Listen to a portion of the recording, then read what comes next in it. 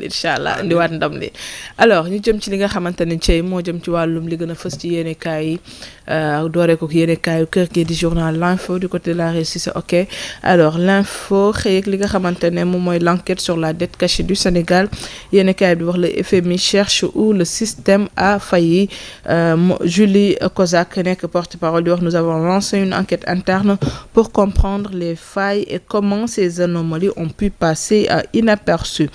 ci biir yéenekaay bi di l'info ba tey lu jëm ci wàllum crise à l'université Cheikh Anta Diop de Dakar El Malick Ndiaye désamorce la tension avec le collectif des amicales mi ngi ci page 4 bu bii la yéenekaay Assemblée nationale Alioune Sall sommet d'agir pour sauver une presse à l'agonie détail yu face à face boobu mën ngeen ko fekk aussi ci biir yéenekaay bi di l'info bu ñu jógee ci l'info ñu ànd régie xool beneen yéenekaay xool lu ñu xëyee tey. Ayo Mamour le quotidien. Le quotidien xëy di ñu xamal que ne après plus de 2 mois de détention Saliou Diagne libre l'administrateur du groupe Avenir Communication a obtenu hier une liberté provisoire les autres membres de la famille Mabintou Diagne et Mohamed toujours détenus yéenekaay ba tey wax na ci lu jëm ci wàllum paiement des bourses des étudiants di wax le master plan du MESRI mu ngi ci page 2 bu yéenekaay bi di Le Quotidien. Après Le Quotidien. L'observateur xëy ak li nga xamante ne moom mooy UCAD le jour d'après les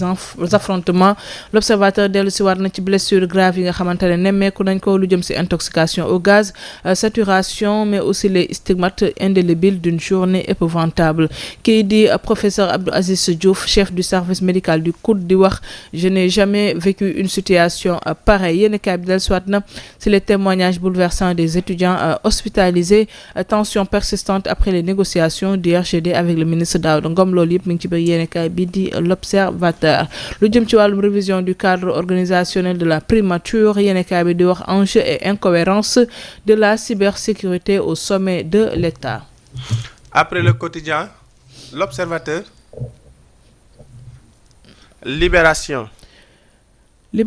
xëy ci affaire du présumé détournement à l'agence CBAO de Bakel yéenekaay bi wax le carnage financier rebondit à Dakar après l'arrestation par le parquet de Tamba de l'ancien chargé de compte pour 130 900 000 francs CFA. Des opérations frauduleuses ont été découvertes des comptes des clients décédés ciblés. L'ancien superviseur de l'agence de Bakel arrêté à Dakar par la DC leneen loo xamante ni mi ngi ci biir yéenekaay bi muy le vigile de l'école Momar Khary Diop avait transformé une classe en fumoir de queuch interpellé nuitamment en même temps que son fournisseur mujj nañ leen a teg loxo mi ci page 2 bu yéenekaay bi di Libération.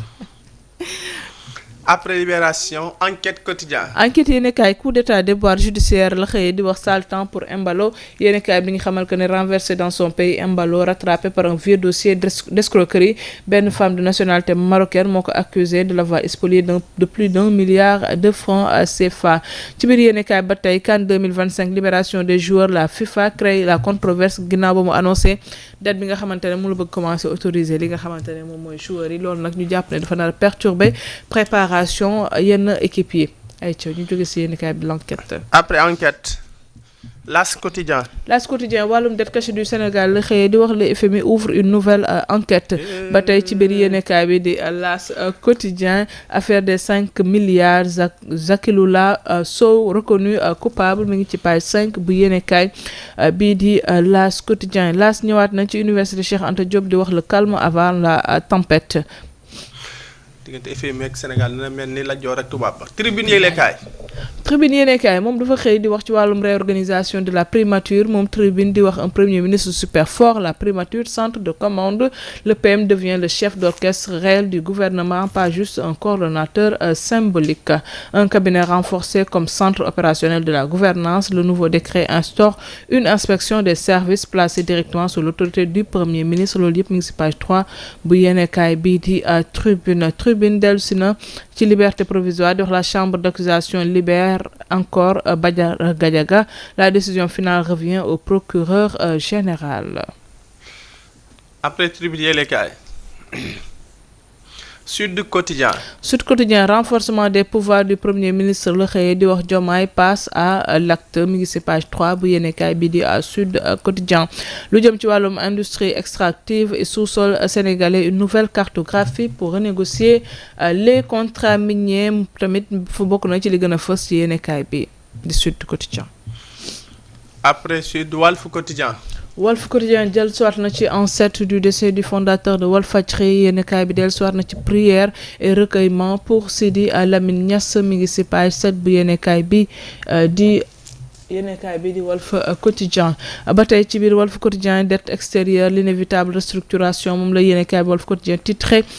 mais aussi del soit na ci décret organisant la primature Diomaye Dop Sonko. lu jëm ci wàllum CAN 2025, préparation du Sénégal, la FIFA déjoue les plans de Pape Thiaw, plus de matchs amicaux au programme, le camp de base en Tunisie annulé, les Lions directement à Tanger le 19 décembre.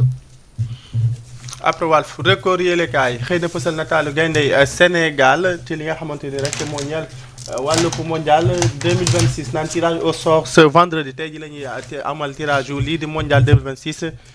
samp laaj quel adversaire pour les Lions mi ngi ci yéenekaay bi nga xamante ni moo di pour Record. Le derby du Cap-Vert au stade Léopold Sédar Senghor loolu la ko daal di xam ne diggante kii di Jaraaf ak Teungueth FC ci Ligue 1 sénégalaise.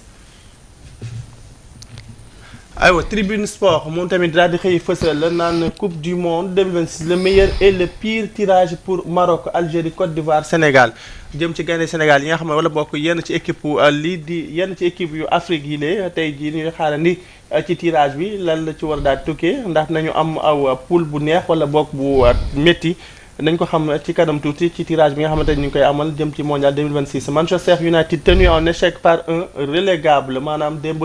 ci Premier League Manchester United kii di West Ham da ko fekki daal di nul ak moom 1 but partout. Le TAS demande une enquête de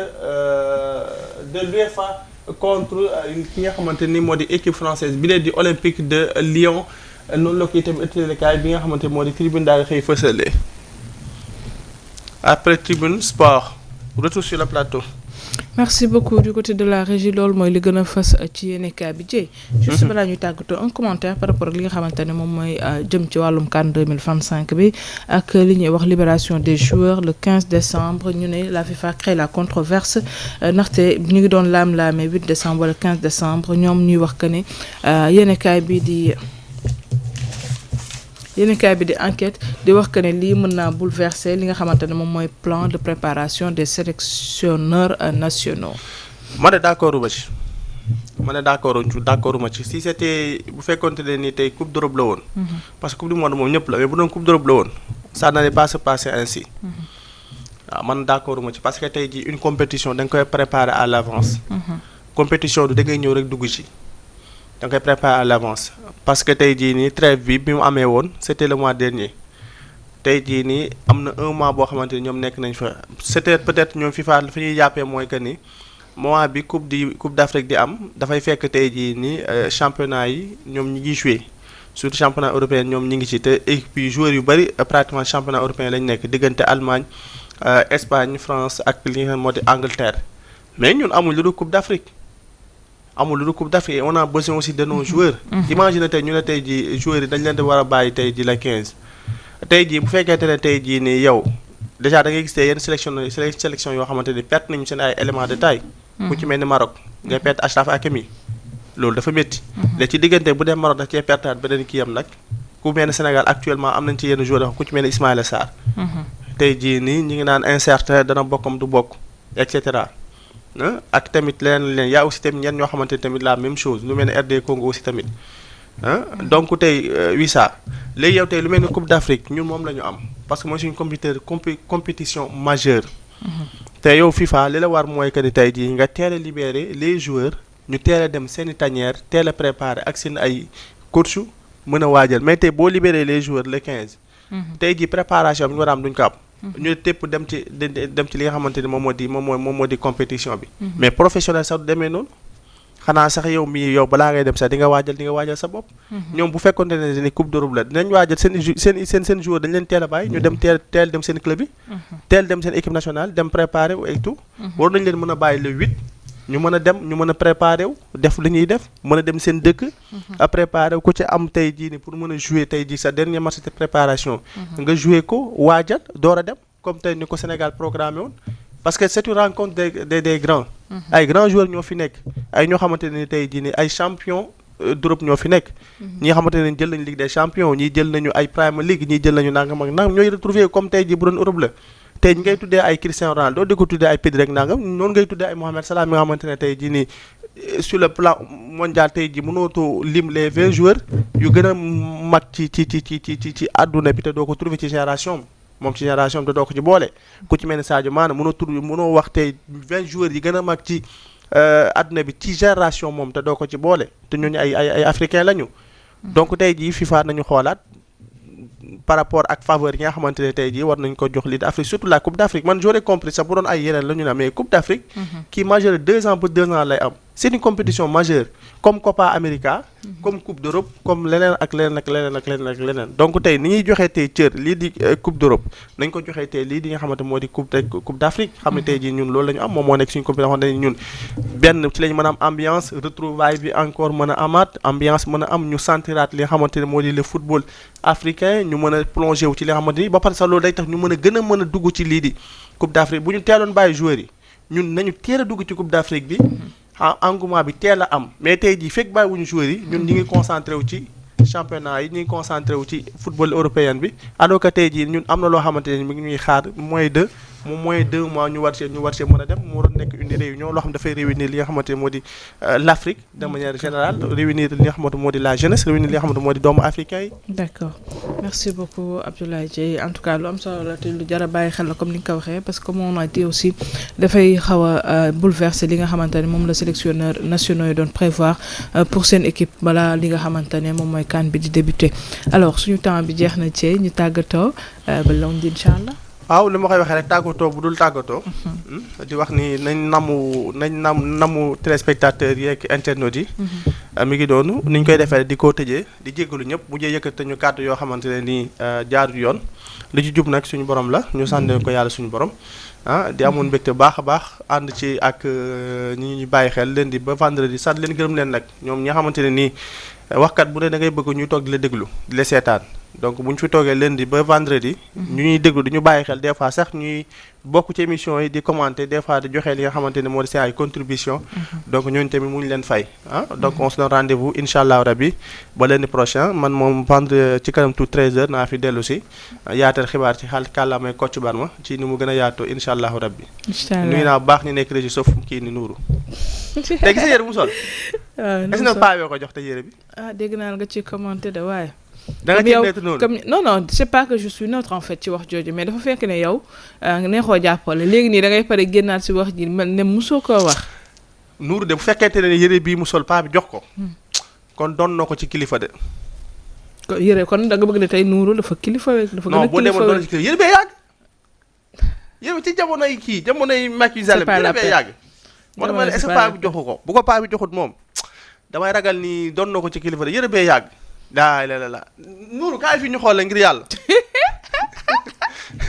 est-ce que loo wax Marème mu jëloon ñu ko photo après dugal ko ci page bi. Nourou ngir yàlla dëggal Marème ngir yàlla jëlal ma ko photo wala vidéo jëlal ma ko vidéo ngir yàlla. kii Marème jëlal ma ko vidéo rek. comme ça après ñu nag téléspectateurs yi amuñu nëbboo comme ça après ñu mën leen wan Nourou mu sañ sa. waaw ok ñu xool léegi ñoom ñu commenté ñoom ñu wax ba xam ndax li ma wax am na wala amut. ndax bu yàgg wala yàggul moom tarkal soo da lee bu rafet. bu jekk waaye tey te li mu solde jàmm léegi yow da nga bëgg ne yow ay Dieye nga ne yére bi est-ce que paa bi may ko wala kilifa may ko après nga tourné waaye yére bi modèle dafa yàgg. non boo dégg ma ne kilifa may ko maanaam mooy que ni maanaam dafa yàgg daal maanaam soit yére boo xamante ne nii dafa yàgg am na yenn xeetu yére yoo xamante ne nii ca jamonoy maam ya la woon dafa yàgg. waaw mu ngi tëj di. dina tëj kay boo toppee nar a topp yéreem bi rek kay mu tëj man Régis laa bëgg. Alors merci beaucoup Dieye merci aussi ñëpp ñi nga xamante ne durant toute la semaine ñu ngi àndoon ak ñun ci seen émission matinale Bonjour Sénégal.